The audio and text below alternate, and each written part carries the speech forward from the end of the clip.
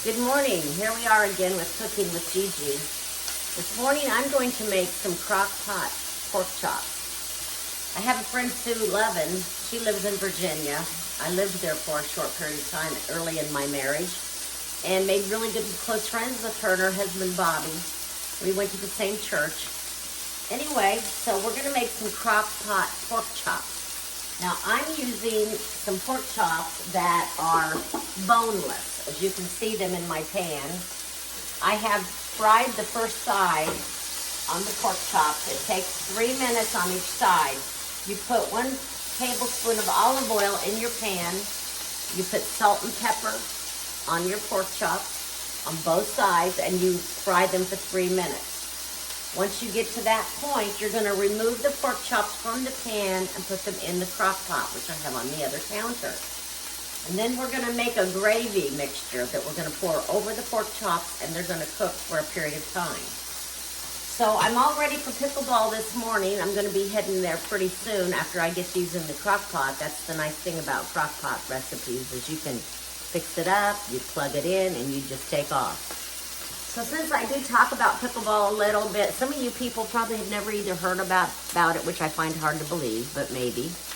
And some of you would probably like to start playing.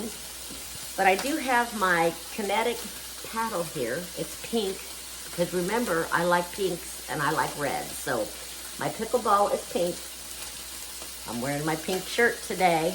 And if you saw my shoes, they have pink on them too. Now, when you have your pickleball paddle, you need something to carry it in. So this is my 3rd pickleball bag. And I got this on Amazon. I just loved it because, of course it's got the pink in it. And I like the fact that the paddle goes right in here and I can see my handle, because I have left my handle a few times. And if I don't see it, because I always check just as I'm walking away from the court, do I have my paddle? And then on the side here, you can put your pickleballs. And this is what a pickleball looks like. And you can get them in different colors. And I think orange is really famous for inside, because you have inside balls and you have outside balls. This is an outside ball because we've been playing at the park recently because it's so nice out. So anyway, I usually wear some kind of a visor to help me to be able to see. And it is recommended that you wear some kind of glasses, protective glasses. I don't always do that, but I should. So anyway, that's just a little bit of information about pickleball paddles and bags and things that you need.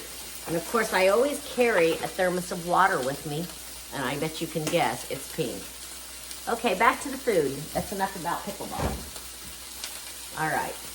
Well, the pork chops are pretty much browned on each side. I feel like they're ready to be put in the crock pot. I'll place those in the crock pot and we will start working on the gravy.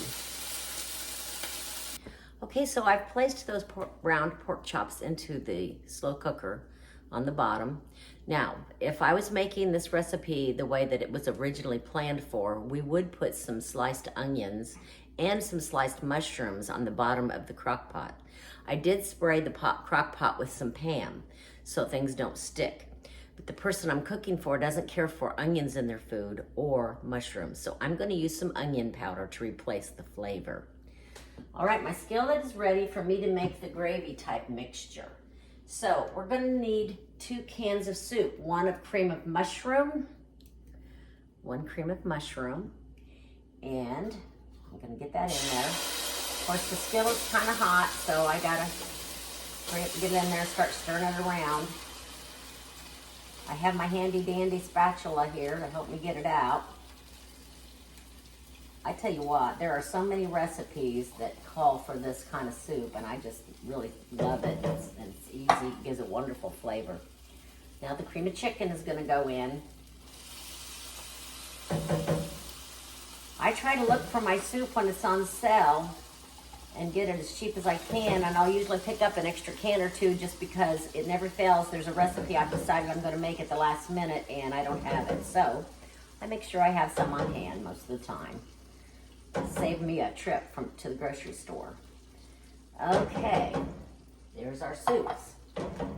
Now, it calls for 3/4 cup of beef broth.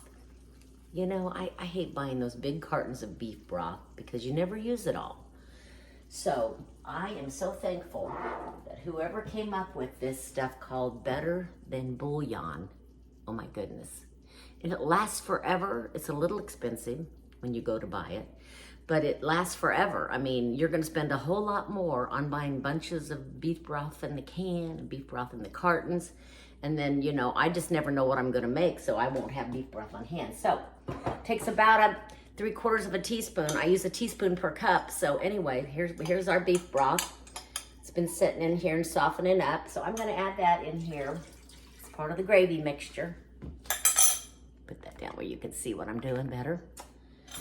All right, now I have a wooden spoon because I don't want to scratch my pan. I'm gonna use that instead of a whisk, but sometimes you can use a whisk too, whatever you're comfortable with. This spoon has a hole in it. This is a special spoon to me. My mom, she was quite the cook, took that after her mom, and I'm sure she learned some of that from her mother-in-law, Grandma Artie. She was a good cook too, but Grandma Pearl, she was a Southern cook. And this was my mom's spoon, and I can remember watching her use it when she would cook, especially when she made her chicken and dumplings, and I'm gonna do that one day. I made sure I learned how to make those so that we could pass that recipe down in the family, because her mom made chicken and dumplings, and I'm sure her mom's mom made them too. But anyway, so I'm just working on carrying that on in the family. I did teach my oldest grandchild, Megan, how to make it a couple of times, I think, at least once. I think she did it for like a Girl Scout thing. And she did real well. She was younger then. You know, when they're younger, they love to do things with Grandma.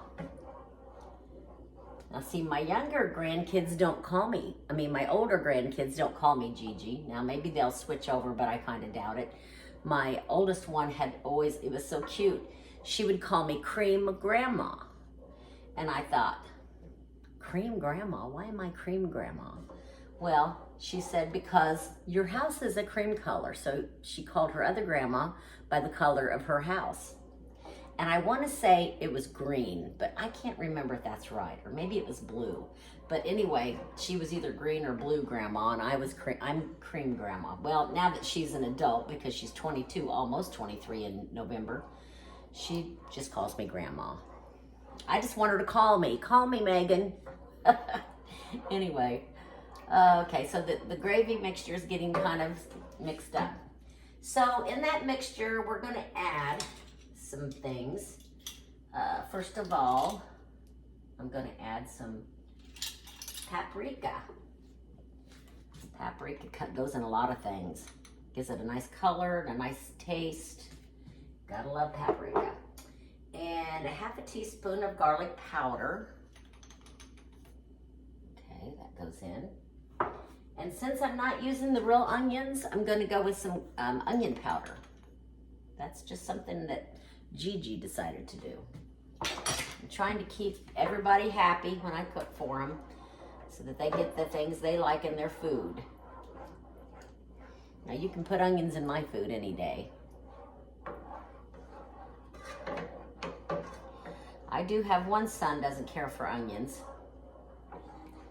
Now sometimes when he was growing up, I would try to make them really fine so he couldn't see them, like in spaghetti. I guess I'm giving my secret away. Okay, so we're letting that kind of warm up a little bit. Make sure I have everything in there. My beef broth is in there. Great. All right. So it says to, make sure you're getting all your brown bits from your pork chops all scraped into your gravy mixture that you're making.